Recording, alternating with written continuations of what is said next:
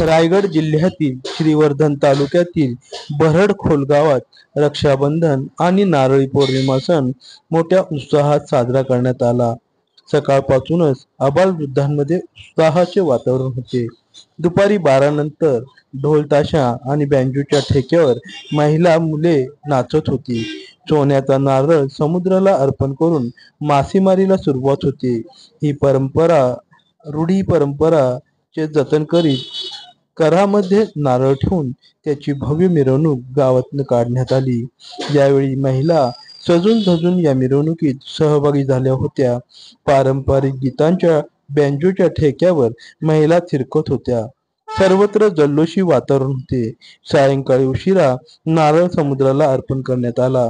यावेळी माजी अध्यक्ष भास्कर पांडुरंग चोळकर उपस्थित होते।